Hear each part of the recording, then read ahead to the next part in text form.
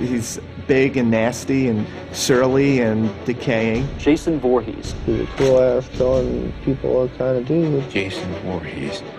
I just love the way he kills people. He just comes at you, and he doesn't stop coming at you till you're dead.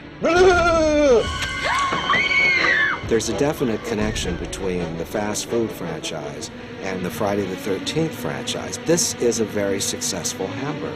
June 13th, 1980, the day red meat came back into the American diet.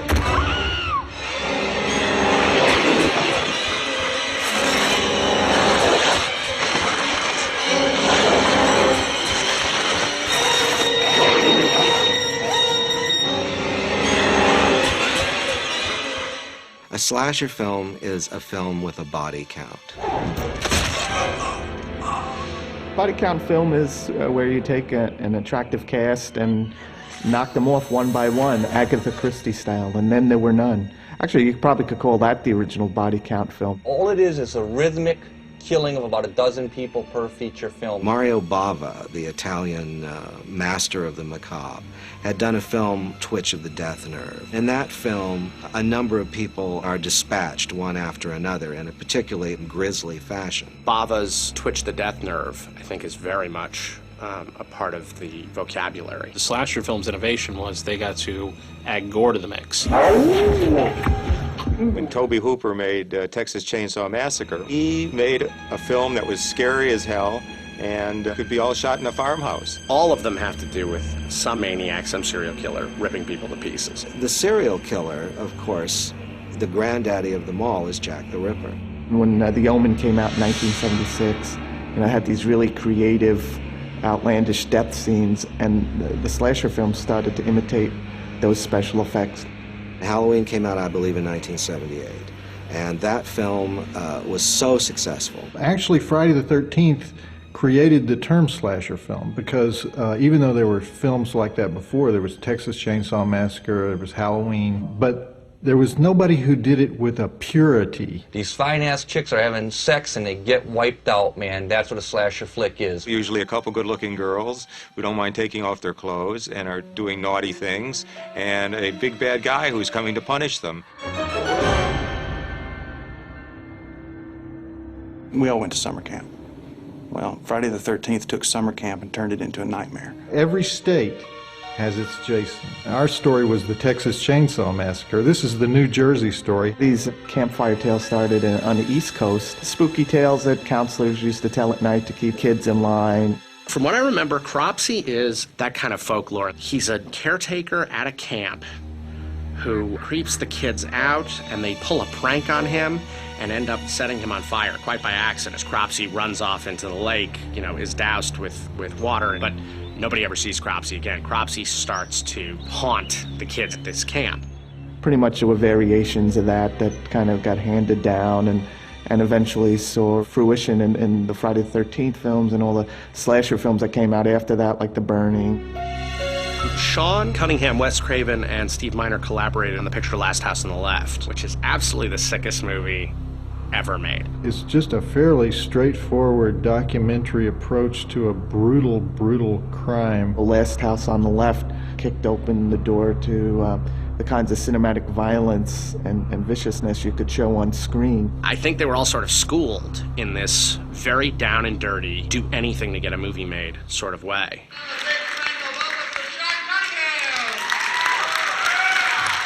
At that point, we had done a soccer picture, and we were looking forward to doing a TV series based on the soccer picture. And as a way to keep the lights on, it was, I've got an idea.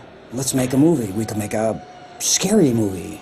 And so we tried to figure out how to make the simplest, scariest movie we could. That's what created Friday the 13th. Victor Miller wrote a great script, which was more along the lines of a thriller mystery, where a mother has lost her son and she seeks revenge. Friday the 13th was shot independently by Sean Cunningham. He raised the money himself by taking out an ad in Variety seeking investors. He recruited, Tom Savini, who had just come off of Dawn of the Dead. The Dawn of the Dead stuff got them an X rating, so I'm sure Sean was like, jackpot, we need this guy. Brought him up to a campground in New Jersey and made movie history. Let's get as many deaths, the highest body count as you can, the wildest ways you could think of killing people, and put the stuff out there. One of the things that makes us gore fans is knowing all the tricks and knowing where you had to hide the guy who operated the arrow and how the gag worked and where the actor's body really is.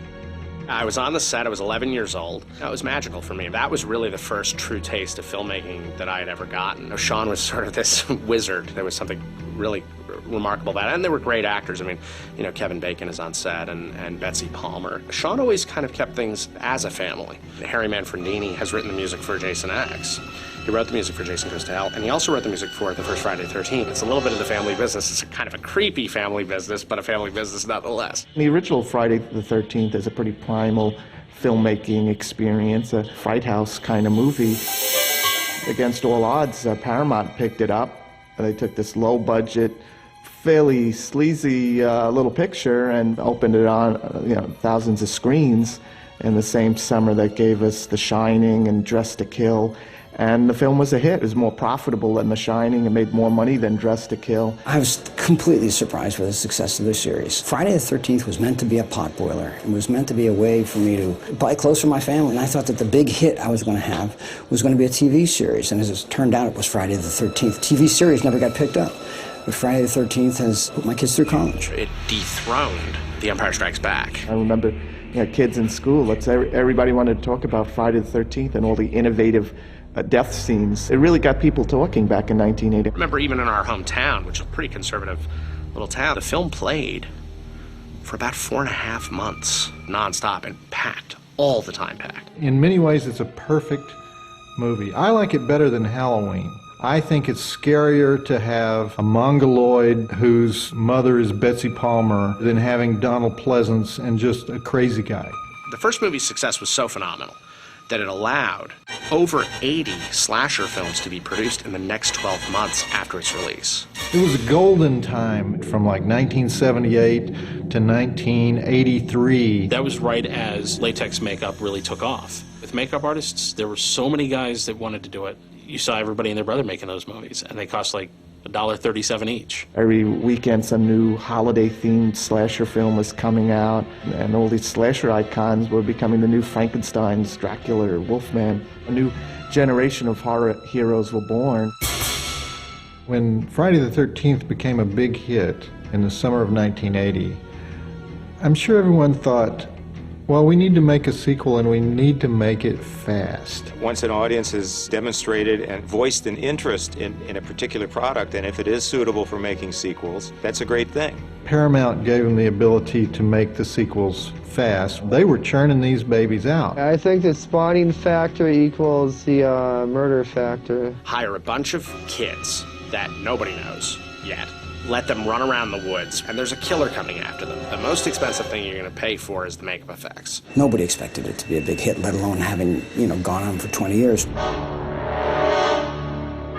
The first movie had the big climactic ending. You think everything's done, and then Jason comes flying out of the lake and grabs the girl and pulls her in. A lot of people don't even remember that Jason wasn't even the killer in that movie. Betsy Palmer did the killings in the very first Friday the 13th movie. Kill, kill, kill. Which Betsy Palmer told me Manfredini was taking her subconscious command of kill me, kill them, mommy, mommy, mommy. So that kill, kill, mom, mom. When she gets her head sliced off with a machete, what a moment in film history. Jason Voorhees is the retarded son of the Betsy Palmer character. A little boy who was drowned in this lake with this big hydrocephalic head, and he comes up for vengeance for his dead mother. Part 2, in allowing Jason to become the villain, brought it to this ghost story level. He grew up in the woods to become an even bigger mongoloid, this misshapen Hulk. He wore this elephant man sack over his head with one hole cut out where the eye would be. The hillbilly deliverance Jason, Friday the 13th Part 3 in 3D. The real innovation of that film, of course, is the introduction of the hockey mask. He covers his face because he doesn't want to be seen